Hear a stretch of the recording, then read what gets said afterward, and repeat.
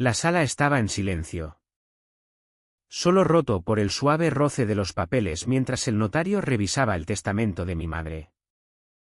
Yo intentaba mantener las manos firmes, evitando mirar al hombre sentado 3 sillas más allá. El mismo que había pasado toda una vida pintándome como la mayor mentirosa de la familia.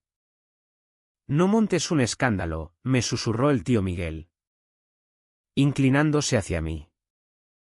Pero cuando el notario llegó a la parte donde mi nombre había desaparecido por completo de la herencia de mamá, supe que esta vez no me callaría.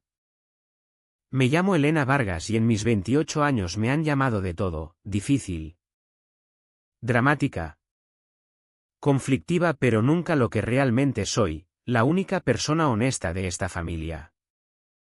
La mesa de caoba del notario se extendía entre nosotros como un campo de batalla, su superficie pulida reflejando las luces del techo y los rostros tensos reunidos alrededor. El señor Fernández, notario de mi madre durante los últimos 15 años. Se ajustó las gafas y carraspeó. El sonido resonó en el silencio asfixiante de su despacho en el centro de Madrid. Antes de empezar, dijo con esa neutralidad estudiada que los notarios perfeccionan durante décadas: quiero expresar de nuevo mis condolencias por su pérdida. Clara era una mujer extraordinaria. Sentí que se me cerraba la garganta. Hacía 6 semanas que mamá había fallecido.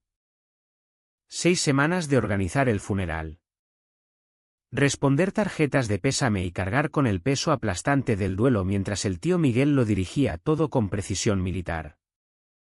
Ahora estaba sentado frente a mí, su pelo canoso perfectamente peinado, la expresión indescifrable tras aquellas gafas de montura fina que le daban un aire más distinguido del que merecía. Mi tía Beatriz, la hermana de mamá, se secaba los ojos con un pañuelo. Una actuación. Estaba segura, porque apenas había visitado a mamá en sus últimos meses. Mi hermano Lucas estaba a mi lado. Había volado desde Barcelona solo para esto. No paraba de mirar el móvil, calculando seguramente cuánto tardaría en volver a su startup tecnológica. El testamento y últimas voluntades de Clara Elizabeth Vargas, comenzó el señor Fernández. Fechado y firmado el 15 de marzo de este año. Me quedé helada. 15 de marzo. Apenas 2 semanas antes de que mamá muriera.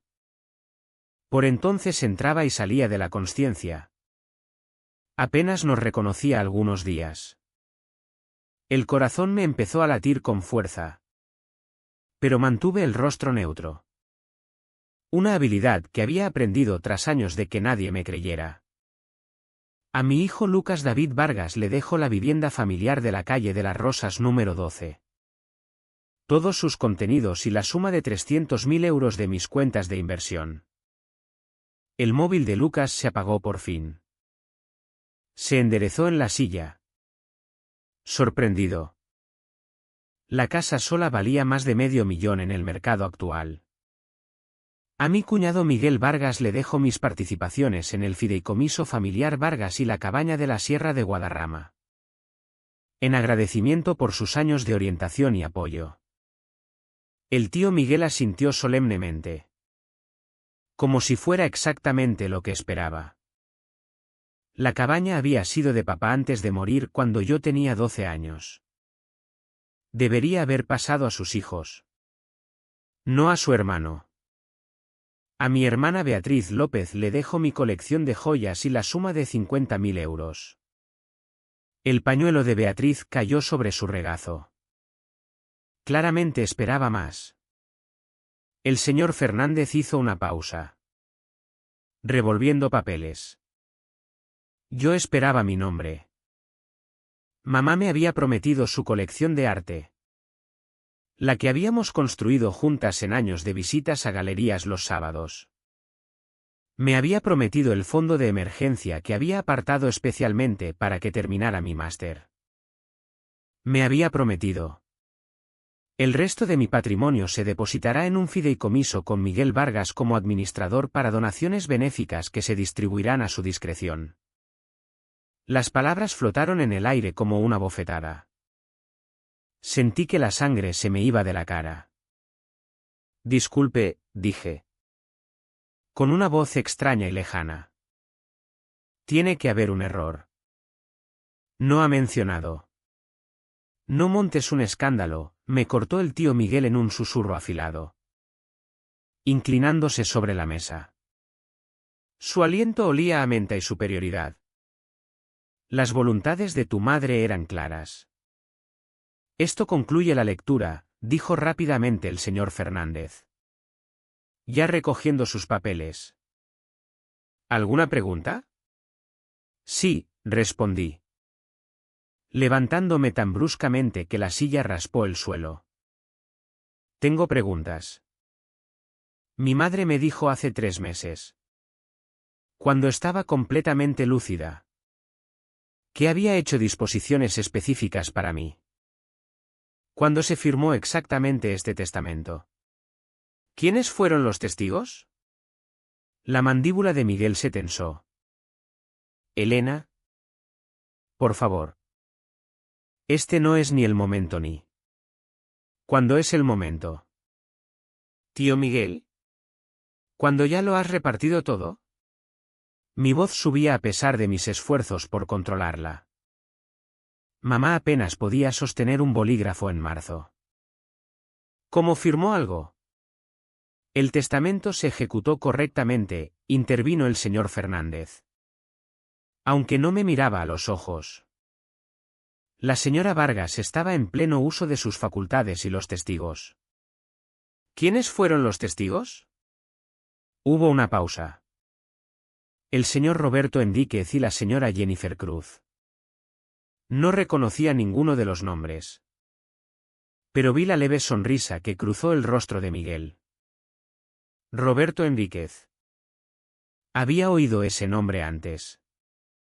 Uno de los compañeros de golf de Miguel. Entiendo, dije en voz baja. La rabia dentro de mí se cristalizó en algo más duro. Más frío. Gracias por su tiempo. Señor Fernández. Salí de aquel despacho con la cabeza bien alta. Aunque oí a Beatriz susurrarle a Miguel. Te dije que montaría un numerito. Siempre lo hace. Pero no tenían ni idea del tipo de numerito del que yo era capaz. Mamá había sido asesinada con papeles. Robada por las mismas personas en las que confiaba. Y yo iba a demostrarlo. El patrón empezó cuando tenía 7 años. Le conté a mamá que el tío Miguel había cogido dinero de su bolso durante la cena de Navidad. Lo había visto meter los billetes en su cartera mientras ella estaba en la cocina. Mamá se lo preguntó con delicadeza y él se rió. Esa risa cálida y encantadora que engañaba a todo el mundo. Elena tiene tanta imaginación, dijo, revolviéndome el pelo. Estaba metiendo dinero. Clara. No sacándolo. Para el fondo de los turrones. ¿Recuerdas? Mamá encontró el bolso con 20 euros menos. Pero para entonces la narrativa ya estaba fijada, Elena se inventa cosas. A los 10 años ya había aprendido que la verdad era un lujo que no podía permitirme en la familia Vargas. Cuando pillé a la tía Beatriz revisando el joyero de mamá durante una reunión familiar. Me callé. Cuando oí a Miguel por teléfono hablando de las ingenuas decisiones financieras de Clara con alguien de su despacho. No dije nada. Ya me habían etiquetado como la fabulista de la familia. La reina del drama. La que busca atención. Siempre fuiste una niña tan difícil, me dijo Beatriz en el funeral de mamá. Con una voz empapada de falsa compasión. Pobre Clara. Nunca supo qué hacer contigo. La verdad era más simple, mamá era la única que me había creído siempre. Recuerdo tener 14 años. llorando en sus brazos después de que Miguel convenciera a toda la familia de que había mentido sobre haberlo visto reunirse con el abogado de papá el día antes de que se leyera el testamento de papá. Encontraron el dinero que papá dejó para tu universidad, insistí. El tío Miguel lo tiene. Mamá me acarició el pelo. Su voz feroz y protectora. Te creo. ¿Cariño? Siempre te creo. Pero entonces ella luchaba sus propias batallas.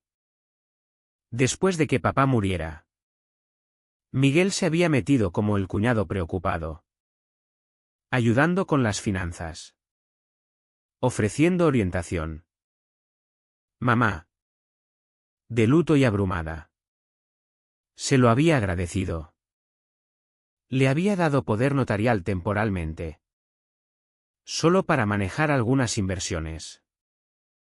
Lo temporal se volvió permanente y, de alguna manera, la ayuda temporal de Miguel se convirtió en control absoluto. El gaslighting era todo un arte en nuestra familia. A los 16 años. Cuando mencioné que miles de euros habían desaparecido de la cuenta que papá había dejado para Lucas y para mí, Miguel sacó documentos que demostraban que el dinero se había invertido en un fondo que misteriosamente perdió valor. Cuando cuestioné por qué él aparecía como beneficiario del seguro de vida de mamá en lugar de sus hijos, tenía documentación que mostraba que mamá había solicitado el cambio por motivos fiscales. Elena está en una fase, decía a los parientes en las reuniones familiares, con voz teñida de preocupación. Rebelión adolescente. Ya sabéis. Ve conspiraciones por todas partes. Y le creían siempre porque Miguel Vargas era respetable. Un asesor financiero con una reputación impecable. Un hombre de familia devoto que había dado un paso al frente tras la muerte de su hermano. Yo era solo la sobrina problemática que montaba escenas en las cenas familiares. Incluso Lucas se lo había creído. ¿Por qué no puedes llevarte bien con todo el mundo? Me preguntó una vez en la universidad. El tío Miguel solo ha sido de ayuda. Tú eres la única que tiene problemas con él. El aislamiento era deliberado. Cada vez que hablaba, me callaban. Cada preocupación que planteaba se descartaba como paranoia o búsqueda de atención. Beatriz había perfeccionado el arte del susurro preocupado. Pobre Elena. Nunca ha estado del todo bien desde que murió su padre. Miguel manejaba la decepción como un arma. Tu madre ya tiene bastante estrés sin que tú crees más drama. Elena. Así que aprendí a callarme. A observar. A documentar en privado cosas que nunca podía decir en voz alta. La última conversación real que tuve con mamá fue 3 meses antes de que muriera. Estaba teniendo un buen día. Alerta. Con la mirada clara. Estábamos sentadas en su jardín. El lugar que más amaba. Rodeadas de sus rosas. He hecho que te cuiden, dijo de repente, apretándome la mano. La casa irá para ti, Lucas. Pero he apartado algo especial para ti. La colección de arte. Por supuesto. Y hay dinero. Elena. Suficiente para que termines tu máster y empieces de cero sin que ellos te controlen. Mamá. Sé lo que te han hecho, continuó. Con voz urgente. La forma en que te han hecho dudar de ti misma. Hacerte sentir loca por ver lo que tienes delante. Debería haberte protegido mejor. Tú siempre me protegiste, dije. Con lágrimas corriendo por mi cara. No lo suficiente. Pero esto sí. Lo he escrito todo. Lo he hecho legal. Miguel no puede tocarlo. Apretó mi mano con más fuerza. Tú nunca fuiste la mentirosa. ¿Cariño? Fuiste la única lo bastante valiente para decir la verdad. 2 semanas después tuvo el ictus que marcó el principio del final. Y de alguna manera, en aquellas semanas finales en las que apenas podía hablar, en las que algunos días no recordaba nuestros nombres, había encontrado la claridad para reescribir completamente su testamento. Cortando a la hija a la que había prometido proteger y entregándolo todo al hombre que había pasado 20 años socavándonos a las dos. Pensaban que habían ganado. Pensaban que aceptaría en silencio este último borrado. Este último gaslighting en toda una vida de dudas fabricadas. Pensaban que me habían entrenado con éxito para cuestionar mi propia realidad. No tenían ni idea de lo equivocados que estaban. Las palabras de mamá resonaban en mi mente: tú nunca fuiste la mentirosa. ¿Cariño? No. No lo era. Y estaba a punto de demostrarlo. Las señales habían estado ahí. Como migas de pan que llevaban a una trampa que había estado demasiado hundida en el duelo para ver. 2 meses antes de que mamá muriera, Miguel había empezado a visitar más a menudo. Solo vengo a ver cómo está Clara, decía, llegando con su maletín y quedándose horas en el despacho de mamá. Lo encontraba allí, ordenando papeles. Siempre con una explicación preparada. Tu madre me pidió que organizara sus archivos. Ya sabes cómo se confunde estos días. Pero mamá no se había confundido entonces. Todavía no. El gran declive no empezó hasta después del ictus. 6 semanas después. Recordé haberlo encontrado una tarde en su despacho, con el talonario de mamá abierto sobre la mesa. ¿Qué haces?, pregunté. Tu madre necesitaba pagar algunas facturas, respondió con suavidad, apenas levantando la vista. Los suministros estaban atrasados.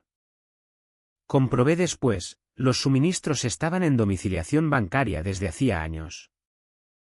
Luego estaba el día que volví temprano del trabajo y encontré a Miguel y a un hombre que no reconocía en el salón de mamá.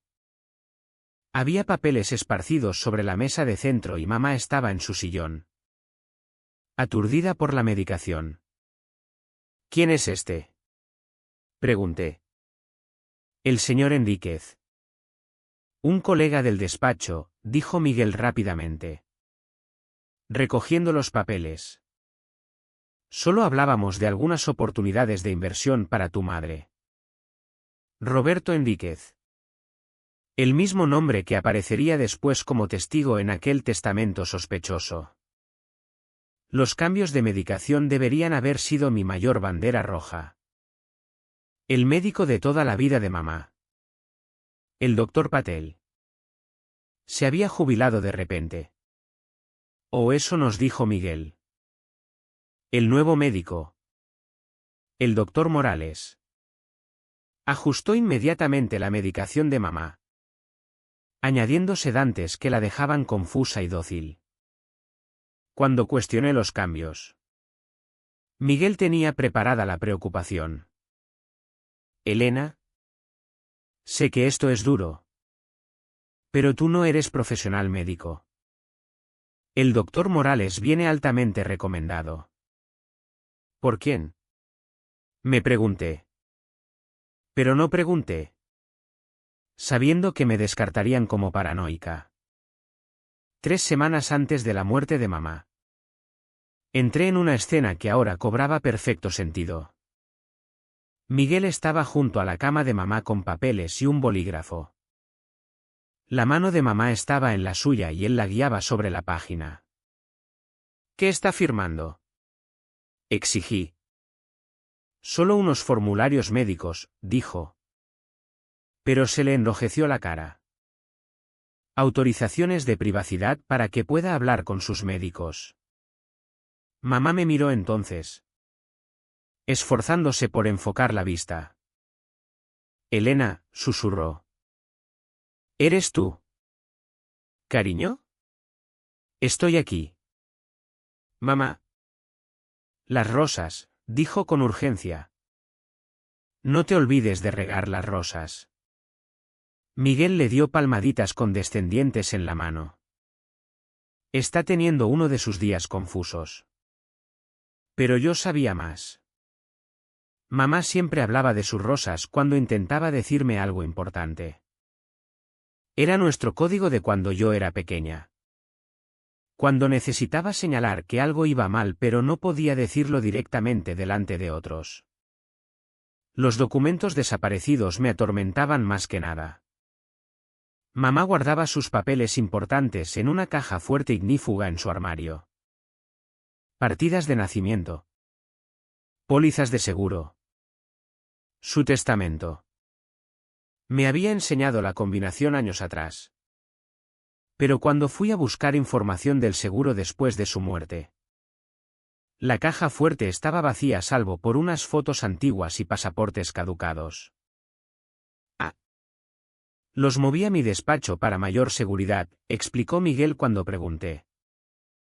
Es más fácil gestionarlo todo desde allí. Incluso el notario había cambiado. Mamá había usado al señor Fernández durante 15 años. Pero de repente, solo meses antes de su muerte, había decidido supuestamente actualizarlo todo con alguien nuevo. Alguien que casualmente estaba en la red profesional de Miguel. Beatriz también había jugado su papel. Había empezado a visitar más en aquellos últimos meses. Siempre cuando yo estaba trabajando. Los vecinos me contaron después sobre las visitas frecuentes. Siempre con Miguel. Siempre llevando cajas o carpetas a sus coches. Estamos ayudando a Clara a ordenar, explicó Beatriz cuando la confronté. Ya sabes lo abrumador que puede ser todo ese papeleo para ella. El cambio de agencia de enfermería había sido otra maniobra. La auxiliar habitual de mamá, María, que llevaba un año con nosotros y realmente se preocupaba por ella, fue sustituida de repente. La agencia dijo que María era necesaria para otro cliente. Miguel explicó que la nueva auxiliar, Susana, era eficiente pero fría. Y después supe que había trabajado antes para una familia del círculo del club de campo de Miguel. Cada cambio, cada ajuste, cada cara nueva, todo llevaba la huella de Miguel. Había aislado sistemáticamente a mamá de cualquiera que pudiera cuestionar lo que estaba pasando, reemplazando a cada posible testigo por alguien bajo su influencia. El día antes de que mamá muriera, tuvo un momento de perfecta claridad. Me apretó la mano con fuerza sorprendente y dijo: Las rosas. Elena. Todo lo que necesitas está con las rosas. Pensé que eran los desvaríos de una mujer moribunda. Pero ahora, de pie en su jardín vacío, mirando los rosales descuidados que tanto había amado, me preguntaba si había intentado decirme algo más. La pieza final del puzzle había sido la cremación. Mamá siempre había querido ser enterrada junto a papá. Lo había dejado claro durante años. Pero Miguel había insistido en la cremación, alegando costes y comodidad. Es lo que Clara habría querido, insistió. Incluso cuando yo protesté. Tenía poder notarial por entonces y mis objeciones fueron desestimadas. Sin cuerpo no había autopsia. Sin autopsia no había preguntas sobre el cóctel de medicamentos en su organismo. ¿Sin preguntas? El robo perfectamente orquestado de Miguel podía seguir su curso sin problemas. De pie en la casa de mamá, ahora casa de Lucas. Me di cuenta de la magnitud completa de lo que me habían quitado. No solo dinero o propiedades, sino las últimas voluntades de mi madre. Sus últimos intentos de protegerme y cualquier posibilidad de demostrar lo que sabía en los huesos que era verdad. Esto no era solo robo. Era un atraco cuidadosamente planeado que había empezado meses antes de que mamá diera su último aliento. Pero Miguel había cometido un error. Había asumido que reaccionaría como siempre, con protestas ruidosas que se descartarían como más histeria de la inestable Elena. Esta vez sería diferente. Esta vez sería silenciosa, estratégica y meticulosa. Esta vez le ganaría en su propio juego.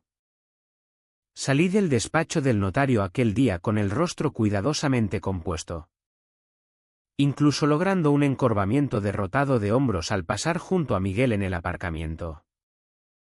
Que pensara que había ganado. Que pensaran todos que la rota Elena había aceptado por fin su lugar. Lucas me alcanzó en mi coche. ¿Elena? Lo siento. No tenía ni idea de que mamá iba, quiero decir. Pensé que te tocaría algo. Está bien, dije, manteniendo la voz plana y resignada. Quizás tenían razón sobre mí todo este tiempo.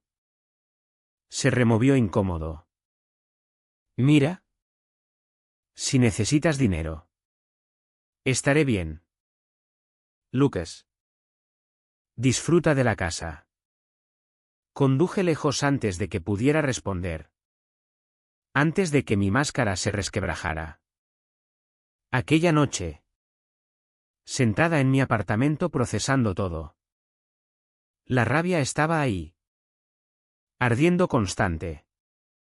Pero la canalicé hacia el enfoque. Miguel había planeado esto durante meses. Quizás años. Yo necesitaba ser igual de metódica. 3 días después de la lectura del testamento, me encontré con Janet Morales en el supermercado. Había sido la mejor amiga de mamá desde los tiempos del club de lectura. Una de las pocas personas que nunca se había creído la caracterización de Miguel sobre mí. Elena. Cariño. Llevaba tiempo queriendo llamarte, dijo, abrazándome con fuerza que casi rompió mi compostura. Esa lectura debió de ser devastadora. Dejé que mis ojos se humedecieran. No era difícil dadas las circunstancias. Es que no lo entiendo. Mamá me prometió. Janet miró alrededor y luego me llevó aparte cerca de los congelados. Tu madre me dio algo, susurró, hace unos 4 meses. Dijo que si le pasaba algo. Si las cosas parecían mal. Te lo diera a ti. El corazón me latió con fuerza. Pero mantuve la expresión neutra. ¿Qué tipo de algo? Un sobre marrón. Me hizo prometer que lo guardaría en mi caja de seguridad. Los ojos de Janet estaban preocupados. Parecía asustada. Elena. Dijo que Miguel había estado haciendo demasiadas preguntas sobre sus finanzas. Quedamos en encontrarnos al día siguiente por la mañana en el banco de Janet. Pasé la noche en vela, preguntándome qué había escondido mamá. El sobre contenía 3 cosas, una copia del testamento original de mamá fechado 2 años antes, que dejaba la casa para Lucas y para mí junto con legados personales importantes para mí, una carta manuscrita expresando sus preocupaciones sobre el creciente control de Miguel, y un pendrive USB. Nunca miré nada de eso, dijo Janet. Clara solo dijo que te lo diera si el testamento parecía mal.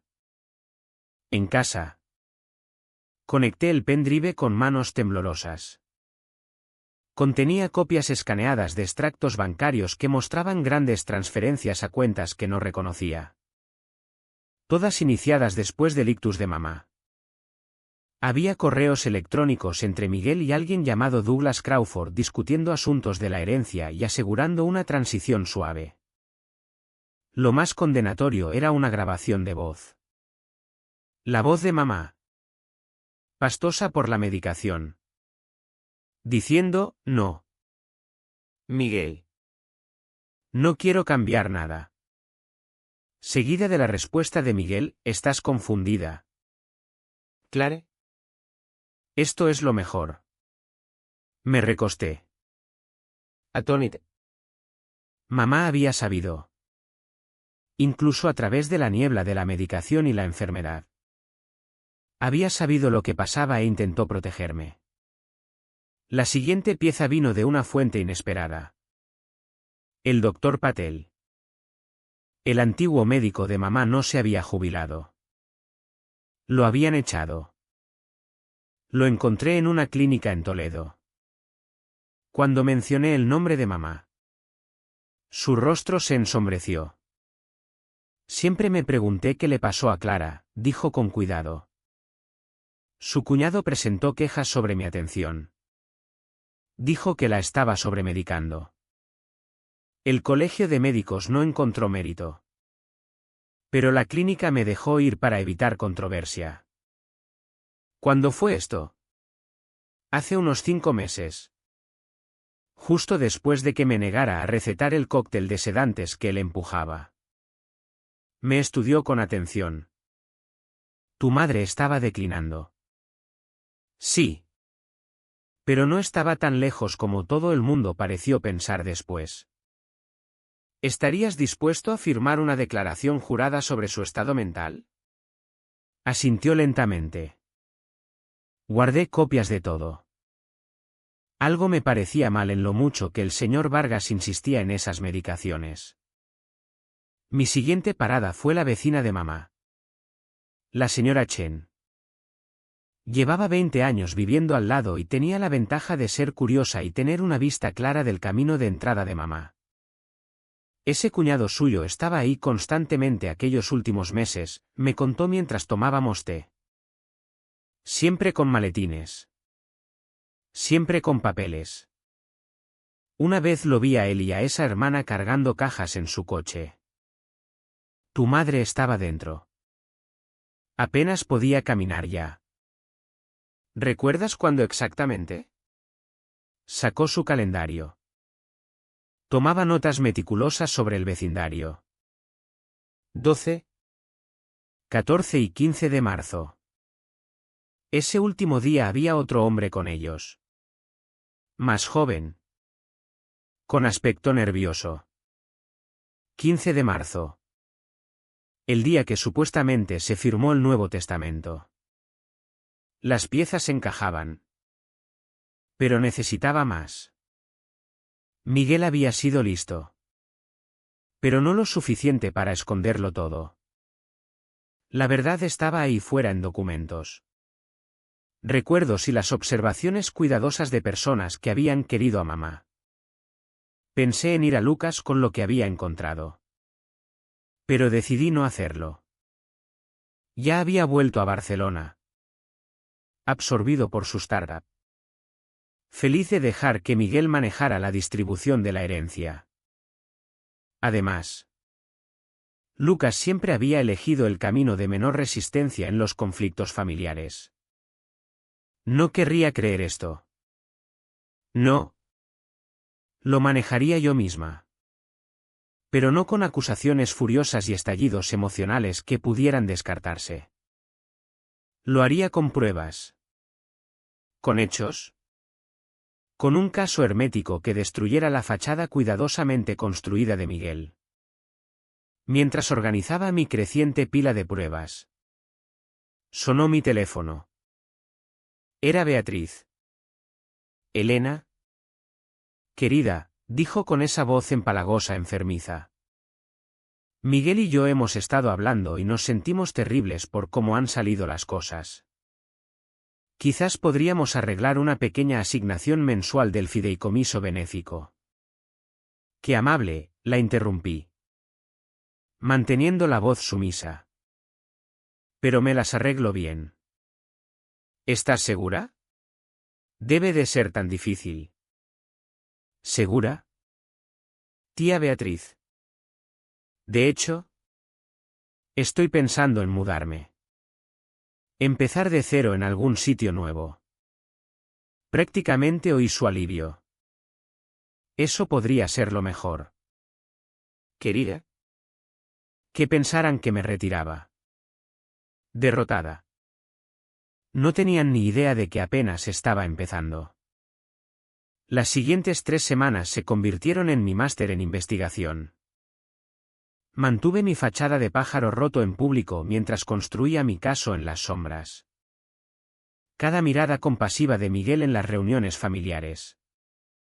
Cada palmadita condescendiente en el hombro de Beatriz. Solo alimentaban mi determinación. Mi primer gran avance vino de los registros públicos del juzgado. Los registros públicos son cosas hermosas.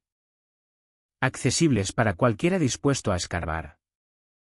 Pasé horas peinando los libros de notarios buscando quién había autentificado la firma de mamá el 15 de marzo. La notaria era Jennifer Cruzy. Según el registro estatal, trabajaba en una tienda UPS a 20 minutos de la casa de mamá. Visité la tienda un martes por la tarde. Jennifer era joven. Quizás 25 años. Y nerviosamente amable. Me acerqué con un aire confundido y desamparado.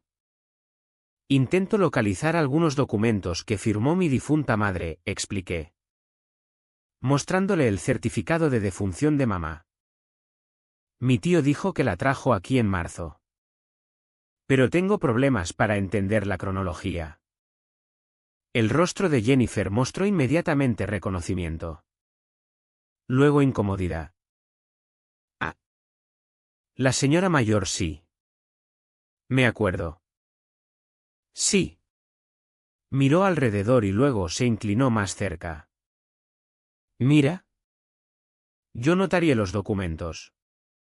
Pero no me sentí bien. La señora parecía muy ida.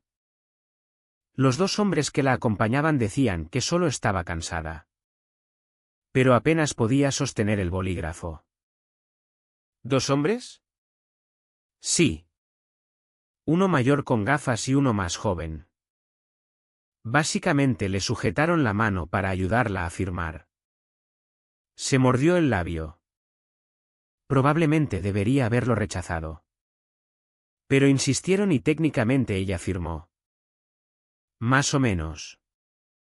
Le di las gracias a Jennifer y me fui con su tarjeta de visita. Sabiendo que necesitaría su testimonio después. Mi siguiente parada requería más delicadeza. Necesitaba acceso a los historiales médicos de mamá de sus últimos meses. Pero las leyes de protección de datos significaban que no podía simplemente pedirlos. Sin embargo, recordé que mamá me había nombrado su representante sanitaria años atrás. A menos que Miguel también hubiera cambiado eso. No lo había hecho. Un descuido que le costaría caro. La consulta del doctor Morales se mostró reacia al principio. Pero la documentación de representante sanitario era sólida. Los historiales pintaban un cuadro condenatorio. En las 2 semanas antes de que se firmara el testamento, las dosis de medicación de mamá se habían aumentado significativamente. Las notas de la enfermera del 14 de marzo decían, paciente extremadamente letárgica. Dificultad para mantener la consciencia. La hija expresó preocupación por los niveles de medicación. Esa hija era yo y mis preocupaciones habían sido descartadas. Encontré a la enfermera que había escrito esas notas. Sandra Williams. Ahora trabajando en otro centro. Tomando un café. Fue aún más directa. Me sentí terrible por el cuidado de tu madre, admitió. El doctor Morales no paraba de aumentar los sedantes. Aunque ella ya apenas respondía. ¿Cuándo te quejaste? Me dijo que eras difícil y que documentara información mínima sobre tus visitas. ¿Estarías dispuesta a dar una declaración escrita sobre su estado? Sandra asintió. He visto abuso de ancianos antes. Lo que le pasó a tu madre no estuvo bien. El rastro financiero requirió más trabajo. No podía acceder directamente a las cuentas de mamá. Pero tenía una amiga de la universidad que trabajaba en cumplimiento bancario. Sara no podía darme información. Pero podía decirme qué buscar. Busca patrones, me aconsejó. Cambios repentinos en las firmas. Nuevos beneficiarios añadidos. Transferencias grandes justo por debajo del umbral de reporte. ¿Y si alguien tenía poder notarial? Mira cuándo se concedió y si era duradero o condicionado. Los registros públicos mostraban que Miguel había recibido poder notarial duradero 7 meses antes de la muerte de mamá. Justo después de su primer pequeño ictus. Cuando ella aún se recuperaba y era vulnerable. Pero todavía no sospechaba. También descubrí algo interesante en el banco de mamá. Aunque no podía acceder a las cuentas, podía sentarme en el vestíbulo y observar. Miguel entraba cada viernes a las 2 de la tarde. Puntual como un reloj. Las cajeras lo conocían por su nombre. Una tarde lo oí charlando con un banquero sobre finalizar las transferencias de la herencia y asegurar la transición suave de los fondos del fideicomiso. Fondos del fideicomiso. En plural. Más tarde me encontré con Tom Bradley, que había manejado las pólizas de seguro de papá años atrás. Se había jubilado. Pero recordaba bien a nuestra familia.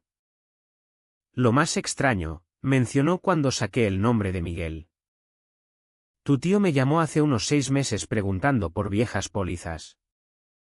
Si podía haber beneficios no reclamados de la muerte de tu padre. Muy insistente. El cuadro se volvía más claro. Miguel no solo había robado la herencia de mamá. Había estado cazando sistemáticamente cada activo posible. Removiendo cada piedra. Reclamando todo lo que podía. Mi descubrimiento más valioso vino del jardín de rosas de mamá. Siguiendo sus últimas palabras crípticas.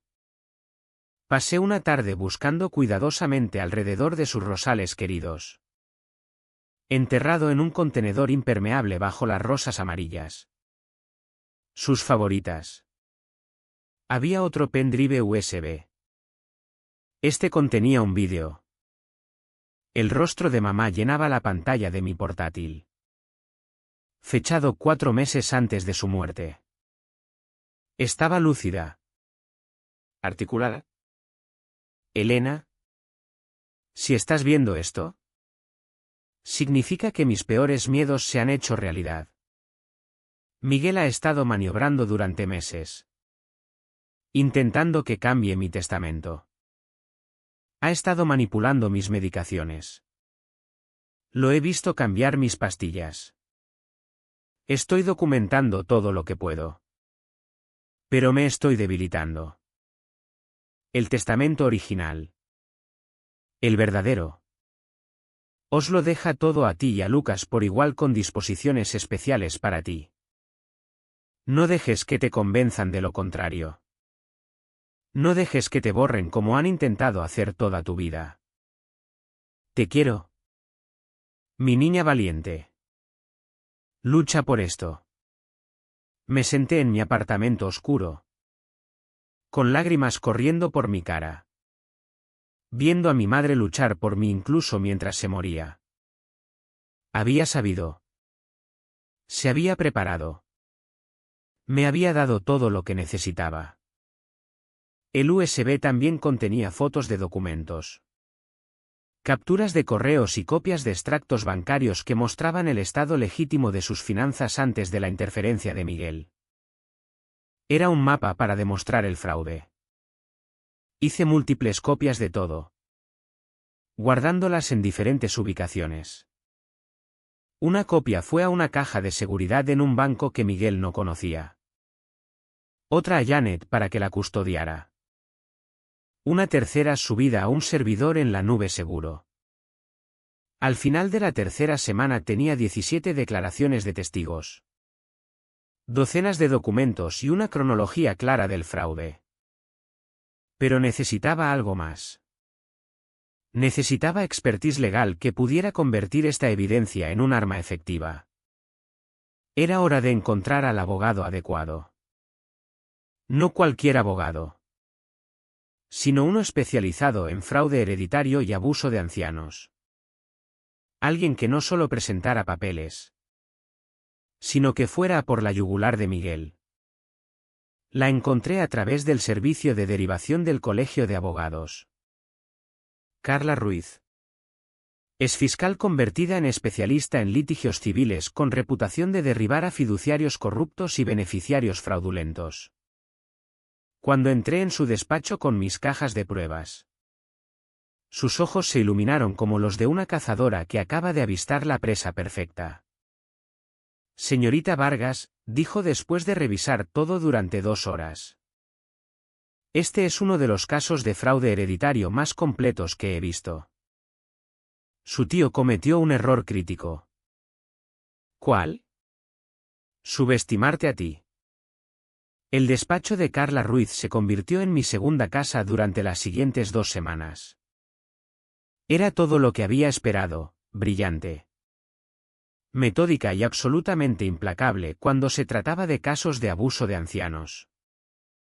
Tu tío fue listo, dijo durante nuestra tercera reunión, extendiendo documentos sobre la mesa de conferencias como planos de batalla. Pero se volvió codicioso. Si solo hubiera tomado una cantidad razonable. Reclamado algunos honorarios legítimos como administrador. Quizás nunca habrías podido demostrar fraude. Pero esto. Redirigir toda la herencia. Fabricar un testamento cuando tu madre estaba claramente incapacitada, esto es penal. ¿Así que podemos pararlo? ¿Pararlo?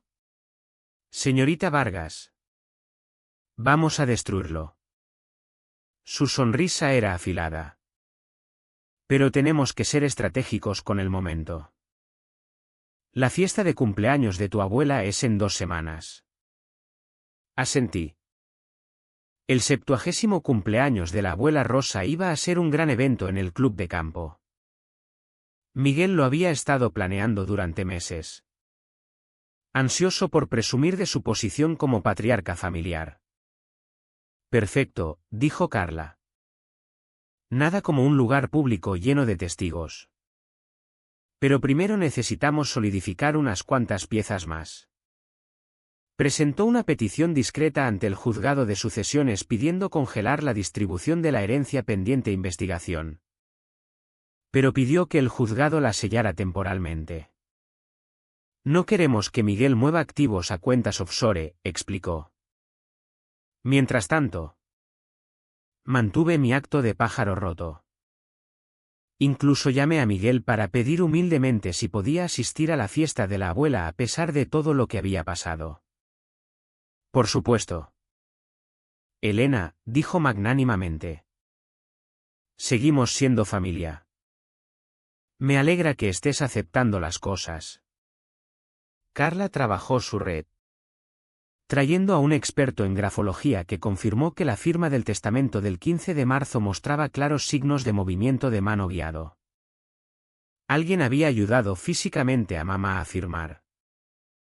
Un perito contable forense rastreó las transferencias misteriosas de las cuentas de mamá a una empresa fantasma que Miguel había creado. Había robado aproximadamente 800.000 euros en 7 meses. Cantidades lo bastante pequeñas para evitar banderas automáticas. Pero que suman, informó el contable. También descubrimos que Miguel había contratado una póliza de seguro de vida de 500.000 euros sobre mamá solo 6 meses antes de su muerte, nombrándose a sí mismo beneficiario. La póliza ya había pagado. Esto lo lleva al terreno penal, señaló Carla con satisfacción. Fraude de seguros. Fraude electrónico. Abuso de ancianos. Falsificación.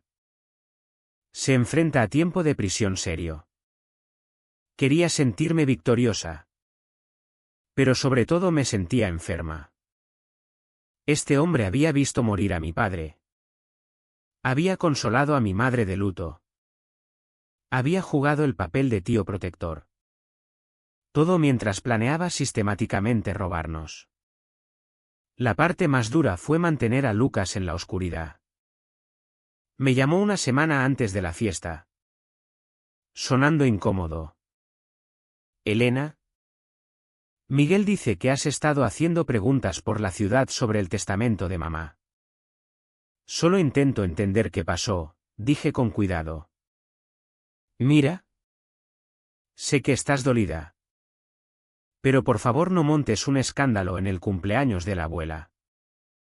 Ella no necesita el estrés. No montaré un escándalo, prometí. No era mentira. Lo que tenía planeado era mucho más controlado que un escándalo. Carla y yo ensayamos la revelación varias veces. Teníamos altavoces portátiles para el vídeo. Copias impresas de documentos clave. Y Carla estaría allí como mi abogada para manejar cualquier pregunta legal. Incluso teníamos un oficial judicial de guardia por si Miguel intentaba huir. 3 días antes de la fiesta conseguimos nuestra prueba definitiva. Jennifer Cruz, la notaria, había estado lo bastante perturbada por lo que había presenciado como para haber hecho una foto de mamá siendo ayudada a firmar el testamento. Una clara violación del protocolo. Pero una que nos salvaría. La imagen mostraba la mano de Miguel sobre la de mamá guiando el bolígrafo mientras los ojos de mamá estaban cerrados. Se acabó, dijo Carla cuando la vio. Esta foto sola invalidaría el testamento. Pero combinada con todo lo demás. Miguel está acabado. La noche antes de la fiesta no pude dormir. Caminé por el jardín de rosas de mamá una última vez. Lucas me había dado permiso para coger algunas flores para la abuela. Mientras cortaba las rosas amarillas. Las favoritas de mamá. Susurré. Lo encontré todo. Mamá. Justo como sabías que haría. La mañana de la fiesta. Beatriz llamó. Elena. Querida. Quería recordarte que este es el día especial de la abuela Rosa. Cualesquiera que sean tus quejas personales. Lo entiendo completamente. Tía Beatriz. La abuela se merece un cumpleaños memorable. Bien. Me alegra que nos entendamos. Oh. Nos entendíamos perfectamente. Ella sabía que yo sabía y me estaba advirtiendo que me callara. Pero Beatriz no tenía ni idea de lo que se avecinaba.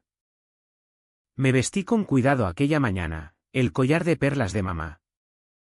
La única pieza que había logrado coger antes de que Miguel lo cerrara todo.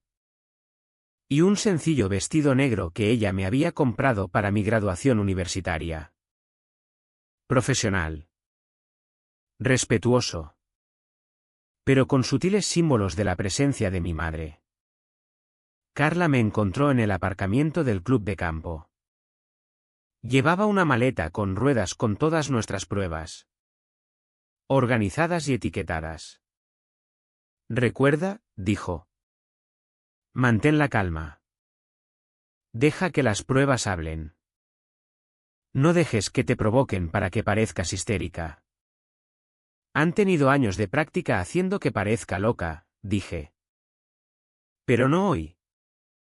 No, estuvo de acuerdo. Comprobando su móvil. El oficial judicial está aquí sentado en la barra.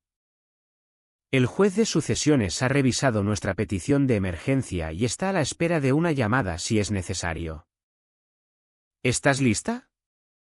Pensé en mamá luchando a través de la niebla de la medicación para dejarme migas de pan. Pensé en papá cuya muerte había abierto la puerta a las manipulaciones de Miguel. Pensé en cada reunión familiar donde había sido descartada. Menospreciada. Gasliteada hasta dudar de mis propias percepciones. He estado lista toda mi vida. Entramos en aquel club de campo como guerreros entrando en un campo de batalla. La fiesta estaba en pleno apogeo, unos 60 invitados. Toda la familia extendida y los socios de negocios de Miguel. Una banda de jazz tocaba en una esquina. La abuela Rosa estaba sentada en la mesa principal, resplandeciente en morado, su color favorito. Miguel estaba cerca de la barra, dando audiencia a un grupo de sus compañeros de golf, contando sin duda sobre su exitosa gestión de la herencia de su cuñada. Beatriz revoloteaba entre las mesas, jugando a la anfitriona perfecta. No nos vieron al principio, pero Lucas sí. Estaba de pie cerca de la entrada y su rostro palideció cuando vio la maleta de Carla. Elena, empezó. ¿Qué estás? Solo mira, dije en voz baja. Por una vez en tu vida. Lucas. Solo mira y escucha. Había llegado el momento. Todo lo que había soportado. Cada mentira que habían contado sobre mí. Cada verdad que habían enterrado. Todo se reducía a esto. La banda acababa de terminar una canción cuando me dirigí al micrófono que habían preparado para los discursos. La sala se fue quedando en silencio gradualmente mientras la gente me veía de pie allí, compuesta y firme. Buenas tardes a todos. Quería decir unas palabras para el cumpleaños de la abuela Rosa, sonreí a mi abuela, que parecía desconcertada pero complacida. Abuela. Siempre has valorado la verdad y la integridad por encima de todo. Nos enseñaste que la familia significa protegernos unos a otros, no aprovecharnos unos de otros. Miguel había empezado a moverse hacia mí desde la barra, con el rostro ensombreciéndose. Beatriz siseó algo a un camarero, probablemente diciéndole que cortara el micrófono. Así que, en honor a tus valores, abuela, tengo algo importante que compartir con la familia. Saqué mi móvil y lo conecté al altavoz portátil que Carla había colocado cerca. Esta es mi madre, Clara Vargas. 4 meses antes de morir. La voz de mamá llenó la sala, clara y fuerte desde el vídeo. Miguel ha estado maniobrando durante meses, intentando que cambie mi testamento. Ha estado manipulando mis medicaciones. Lo he visto cambiar mis pastillas. La sala estalló en jadeos. Miguel se lanzó hacia adelante. Apaga eso. Esto es prueba, anunció Carla, dando un paso adelante con su maleta. Soy Carla Ruiz, abogada de la señorita Elena Vargas. Tenemos documentación de abuso sistemático de ancianos, fraude y falsificación. Esto es ridículo, gritó Miguel, rompiéndose finalmente su máscara compuesta. Elena siempre ha sido inestable, inventando historias. Levanté la fotografía que Jennifer Cruz había tomado. Este es el tío Miguel guiando físicamente la mano de mi madre para firmar un testamento el 15 de marzo. Cuando los historiales médicos muestran que apenas estaba consciente por las medicaciones que su médico le prescribió. Carla empezó a distribuir paquetes de pruebas a los familiares atónitos. El señor Miguel Vargas robó más de 800.000 euros de las cuentas de Clara Vargas. Obtuvo fraudulentamente pólizas de seguro de vida. Falsificó un testamento que desheredaba completamente a su hija a pesar de la evidencia en vídeo de las verdaderas voluntades de la señora Vargas. Beatriz se levantó, con el rostro enrojecido. Esto es escandaloso. ¿Cómo te atreves a arruinar el cumpleaños de madre con estas mentiras? No son mentiras. Beatriz, dije con calma. Tú lo ayudaste. El 12, 14 y 15 de marzo te vieron sacando cajas de documentos de la casa de mamá. ¿A dónde fueron esos documentos? La voz de la abuela Rosa cortó el caos como un cuchillo. Miguel. Beatriz. ¿Es esto verdad? El silencio que siguió fue ensordecedor. La boca de Miguel se abría y cerraba como un pez boqueando por aire. Sus compañeros de golf se habían apartado de él. Su mujer, Sandra, estaba sentada congelada en su mesa. El rostro blanco de shock. Mamá. Esto es solo Elena siendo Elena, empezó Beatriz desesperadamente. Ya sabes cómo se inventa cosas. Tengo 17 declaraciones de testigos, continué. Con voz firme. La notaria que fue presionada para autentificar una firma fraudulenta. La enfermera que documentó la sobremedicación de mamá. El doctor que fue expulsado cuando se negó a prescribir sedantes innecesarios. La vecina de mamá que os vio cargando cajas. El perito contable que rastreó los fondos robados. Lucas habló por fin. Con voz hueca. La casa. El dinero todo fue robado. No de ti, dije. Encontrando sus ojos. Miguel se aseguró de que recibieras tu parte para que no hicieras preguntas. Fue mi herencia la que robaron. Mi existencia la que borraron. Carla sacó su móvil. Tengo al juez Harrison en espera. Señor Vargas. Puede aceptar una congelación inmediata de todas las distribuciones de la herencia y cooperar con la investigación. O podemos hacer que lo arresten ahora mismo por fraude. Abuso de ancianos y falsificación. El oficial judicial de la barra se levantó, haciendo notar su presencia. El cerebro de abogado de Miguel finalmente se activó. Quiero a mi abogado. Por supuesto, dijo Carla suavemente. Pero sepa que ya hemos presentado denuncias penales en la fiscalía. Esto ya no es solo el asunto civil del testamento. Pequeña zorra, siseó Miguel. Toda pretensión desaparecida. Después de todo lo que hice por esta familia. ¿Lo que hiciste por esta familia? Corregí. Aislaste a una mujer moribunda. Manipulaste sus medicaciones. Robaste su dinero e intentaste borrar a su hija de su legado. Lo que hiciste fue inconcebible. La abuela Rosa se levantó lentamente, apoyándose en su bastón. La sala contuvo la respiración mientras caminaba hacia Miguel. Por un momento pensé que lo defendería. Siempre había sido su favorito. El yerno exitoso que se había hecho cargo de todo después de la muerte de papá. En cambio, le dio una bofetada en la cara. El chasquido resonó en el silencioso club de campo. ¿Cómo te atreves?, dijo, con la voz temblando de rabia. ¿Cómo te atreves a abusar de la confianza de mi hija? ¿Cómo te atreves a robar a mi nieta? Fuera de aquí.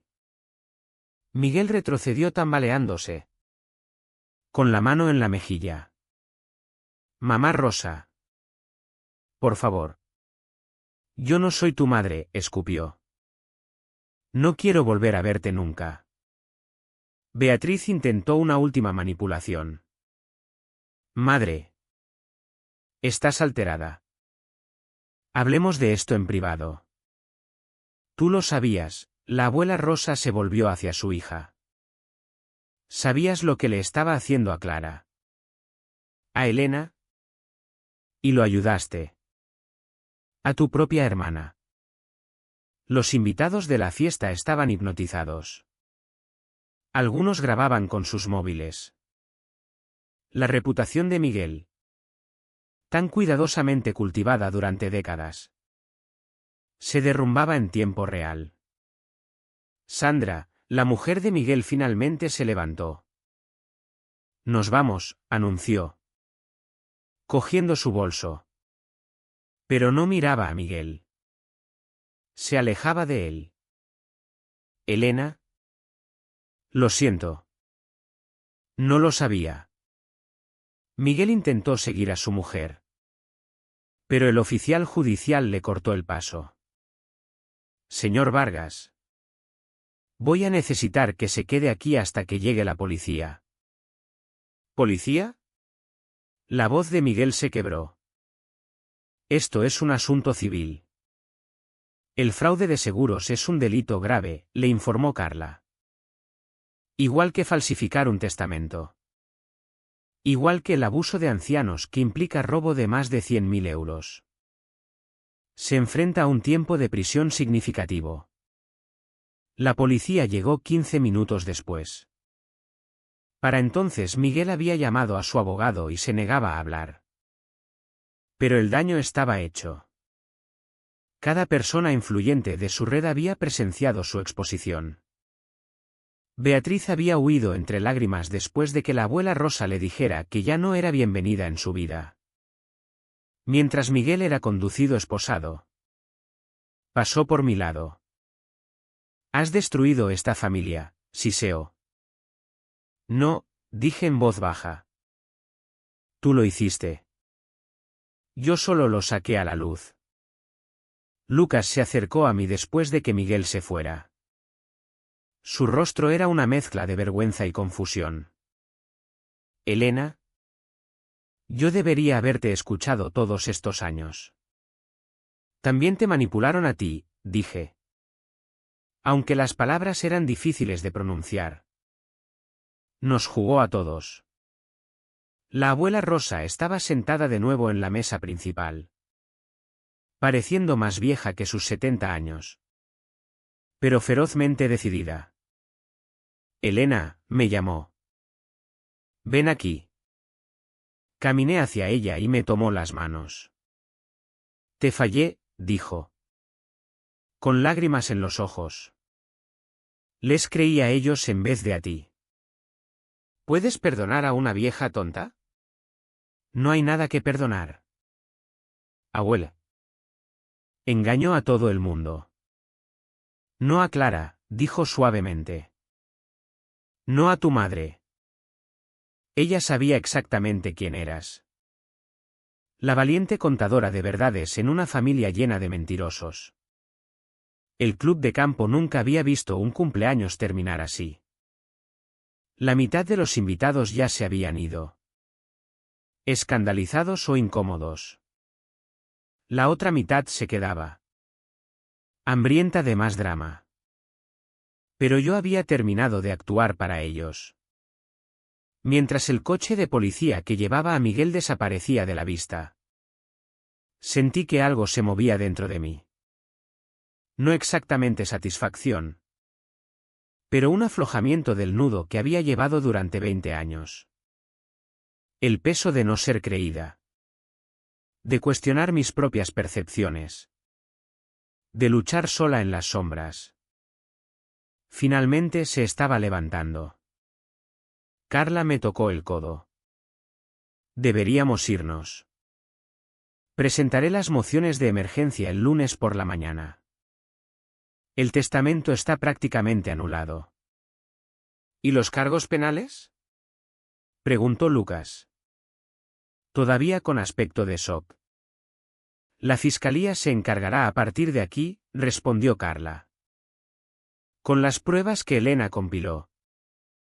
Miguel se enfrenta a un mínimo de 5 a 10 años. Beatriz probablemente recibirá libertad condicional y multas como cómplice. Miré alrededor del comedor del club de campo. Sillas volcadas. Copas de champán abandonadas. La tarta de cumpleaños de la abuela Rosa intacta sobre la mesa de postres. Lo siento por tu fiesta. Abuela. Ella agitó la mano con desdén. El mejor regalo de cumpleaños que podría haber pedido, ver cómo la verdad sale finalmente a la luz. Tu madre estaría tan orgullosa. La valiente contadora de verdades en una familia llena de mentirosos. Me aferré a esas palabras mientras salía de aquel club de campo por última vez. Los siguientes días se volvieron borrosos. La historia se extendió por la ciudad como un reguero de pólvora. Los clientes de Miguel retiraron sus cuentas. Su membresía del club de campo fue revocada. Sandra pidió el divorcio y se ofreció a testificar sobre los documentos sospechosos que lo había visto trabajar hasta tarde por la noche. El marido de Beatriz, que al parecer había estado en la oscuridad sobre todo, estaba furioso. Su hija, mi prima Ashley, me llamó llorando, disculpándose por años de creer que yo era el problema de la familia. Debería haberlo sabido, sollozó. La forma en que siempre hablaban de ti era tan cruel. Debería haberlo cuestionado. Pero la conversación más inesperada vino de Lucas. Se presentó en mi apartamento 3 días después de la fiesta, con aspecto demacrado. He estado revisando las cosas de mamá, dijo. Los documentos reales. Los que Miguel escondió. Elena, te dejó mucho más que dinero. Hay cartas. ¿Cientos de ellas? Que te escribió a lo largo de los años pero nunca envió. Estaba documentando todo. Construyendo un caso. Pero se puso demasiado enferma demasiado rápido. Me entregó una caja y saqué la primera carta. Fechada 2 años antes de su muerte. Mi querida Elena. Si estás leyendo esto, significa que no pude protegerte como debería haberlo hecho. Pero sabe esto, cada vez que te llamaban mentirosa, yo escribía la verdad. Cada vez que descartaban tus preocupaciones, yo documentaba lo que realmente había pasado. Nunca estuviste loca. Nunca te equivocaste. Viste claramente lo que ellos querían esconder. Me derrumbé entonces, sollozando de una forma que no me había permitido desde el funeral de mamá. Lucas, torpe e inseguro, se sentó a mi lado en silencio. Lo más parecido al apoyo que me había ofrecido nunca. Los procedimientos legales avanzaron rápidamente. Se reinstauró el testamento original. Los fondos robados fueron rastreados y congelados. La casa se vendería y se dividiría por igual entre Lucas y yo, como mamá había querido. Su colección de arte, nuestra colección, me fue devuelta. En la sentencia de Miguel 6 meses después, di una declaración de impacto de la víctima. Hablé del robo. Pero más importante, de los años de gaslighting. Del socavamiento deliberado de la realidad de una niña. Del aislamiento y la duda de mí misma que habían moldeado toda mi vida. Señoría, concluí.